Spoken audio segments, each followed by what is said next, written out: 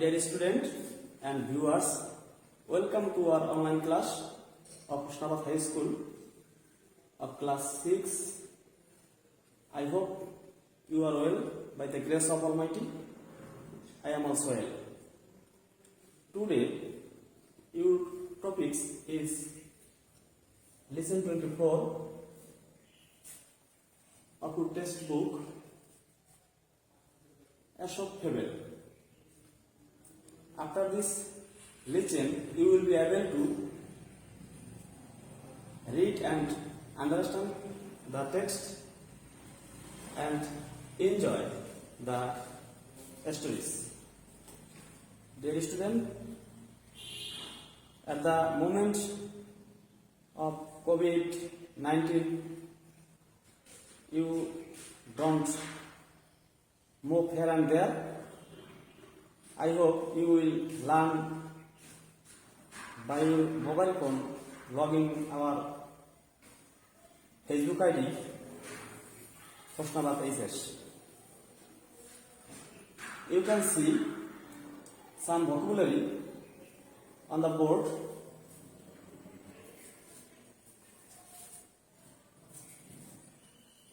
Here you can see hundreds.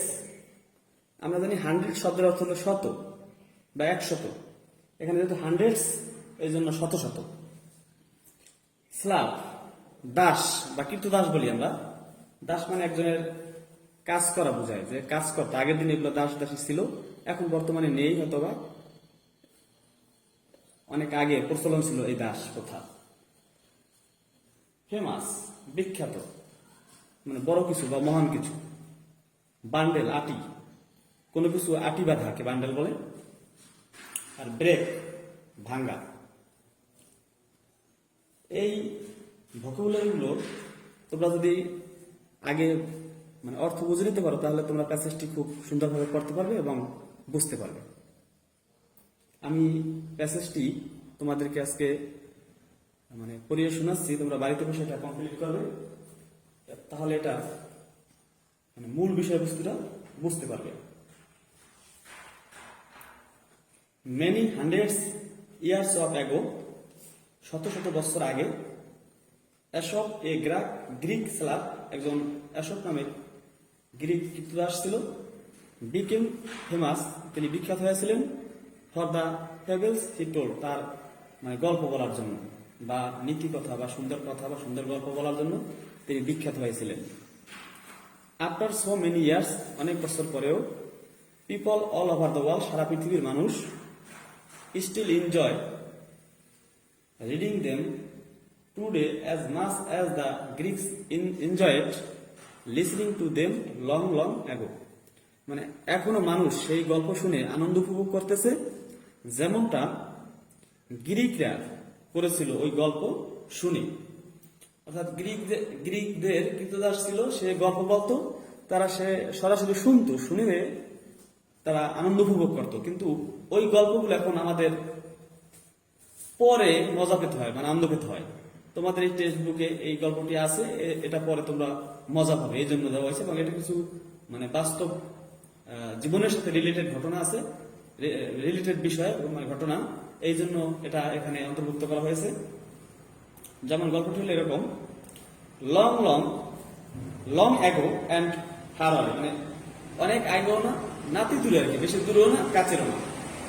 There was an old farmer, একজন বৃদ্ধ কৃষক ছিলেন, হু হ্যাড 7 সন্স, তার 7 পুত্র ছিল।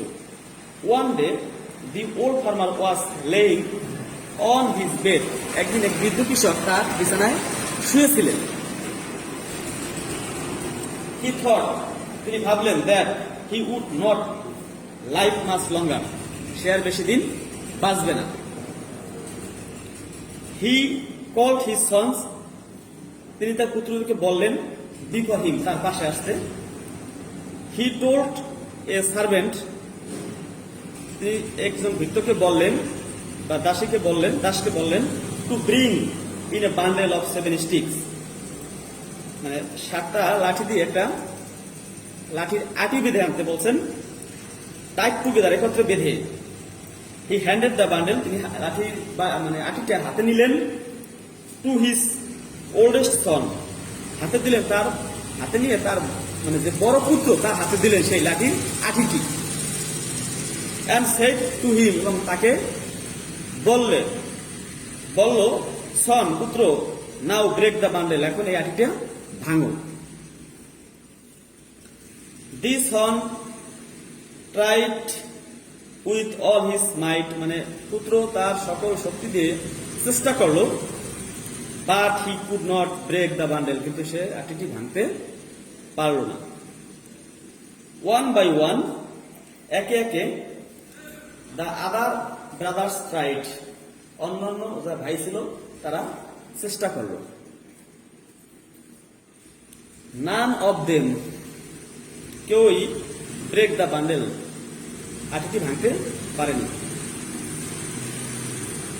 দি ফাদার স্মাইলড, নাও মাই সন, আমার পুত্ররা, আনটিল দ্য বান্ডেল, এই লাঠিটি খোলো, ইজ অফ ইউ, তোমরা প্রত্যেকে, টেক এ স্টিক, একটা লাঠি হাতে নাও, এক একটা করে লাঠি হাতে নাও, and try to break it, এবং এটা ভাঙতে চেষ্টা করো। দিস টাইম, এইবারে, দে হ্যাড নো ডিফিকাল্টি, তাদের কোনো সমস্যা হলো না, মানে এইবার লাঠি একটা একটা করে লাঠি ভাঙতে তাদের কোনো সমস্যা হলো না। ব্রেকিং দিস স্টিক্স, এই লাঠিগুলো, ইন এ ফিউ মোমেন্টস, এক মুহূর্তের মধ্যে, all of the sticks were broken, সমস্ত লাঠিগুলো ভেঙে ফেললো। মানে আগে যখন লাঠির আটি দেওয়া হয়েছে হাতে প্রত্যেকের, তখন তারা কেউ ভাঙতে পারে নাই। এইবার যখন তাদেরকে লাঠির আটি খুলে একটা একটা করে তাদের হাত দেওয়া হয়েছে, তখন তারা কি করলো, সহজেই ভেঙে ফেলছে। মানে the old man looked at his sons অ্যাফেকশনেটলি and said, মানে এখন বৃদ্ধ পিতা তার পুত্রের দিকে মানে মমতার দৃষ্টিতে তাকালো, অ্যান্ড রিমেম্বার, এবং মনে করলো, ইন ইউনিটি, এবং স্মরণ করিয়ে দিল, in unity there is strength, যেখানে একতা আছে সেখানে শক্তি আছে, মানে যেটাকে বলে একতাই বল, ইউনিটি ইজ স্ট্রেংথ, একতাই বল। অর্থাৎ এই গল্পটি পড়ে তোমরা আনন্দ তো পেলেই, কিন্তু মূল বিষয়টি হলো কি, আমাদের সকলের যে আমরা যদি এক ঘরে দুই ভাই বা তিন ভাই থাকি, তাহলে একত্রে থাকতে হবে, কোনো ঝগড়াঝাটি চলবে না। যেমন ক্লাসে তোমরা অনেকজন আসো, অনেক বন্ধু বান্ধব আছে, ক্লাসে বসে কি কোনো গন্ডগোল করা যাবে না, মারামারি করা যাবে না, সবাই মিলে একত্রে থাকতে হবে। তাহলে কি যে কোনো কাজ সহজেই করতে পারবো এবং সুন্দরভাবে করতে পারবো। আর যদি আমরা নিজেরা গন্ডগোল করি, মারামারি করি, তাহলে আমরা কোনো কিছুতেই ভালো করতে পারবো না। এই জন্যই এই লিসেনটি তোমাদের এই বইতে অন্তর্ভুক্ত করা হয়েছে, যে তোমরা যাতে নিজেদের মধ্যে কোনো ঝগড়া বিবাদ না করো, নিজেদের মধ্যে কোনো বিভেদ না থাকে, তোমরা একত্রে থাকবা, তোমরা মিলেমিশে থাকবা, যাতে তোমাদের যে কোনো কাজ অতি সহজে সমাধান করা যায়। এই জন্য এই লিসেনটি তোমাদের এখানে দেওয়া হয়েছে।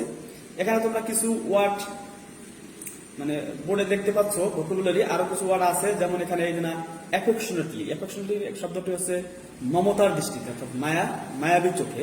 রিমেম্বার হলো স্মরণ করিয়ে দেওয়া বা মনে করিয়ে দেওয়া। স্ট্রেংথ, ইউনিটি স্ট্রেংথ শব্দটা একটা প্রবাদ বাক্য, ইউনিটি স্ট্রেংথ মানে একতাই বল। তাহলে এই প্যাসেজটি তোমরা বাসায় বসে পড়বে এবং এটার অর্থ মর্ম অনুধাবন করবে, এবং তোমরা এই অনুযায়ী চলার চেষ্টা করবে জীবনে, তাহলে তোমরা সাফল্য অর্জন করতে পারবে। আর এই প্যাসেজটি তোমরা বাসায় বসে পড়ে নিবে, এবং যদি তোমাদের কোনো মূল্যায়নের মতো পরীক্ষা নিতে বলে, তখন হয়তো এই প্যাসেজটি থেকে তোমাদের কাছে প্রশ্ন করা হতে পারে। এই কারণে অবশ্যই বাসায় বসে এই প্যাসেজটি পড়বে, পরে এটার মর্ম অনুধাবন করবে, এবং এটার যে মরাল অফ দি স্টোরি, ঠিক আছে, এটা বুঝে রাখবে, এবং তখন প্রশ্ন করলে যেন সেটার উত্তর দিতে পারো। তো টুডে ডিয়ার স্টুডেন্ট, সবাই ভালো থাকো, আজকে পর্যন্তই।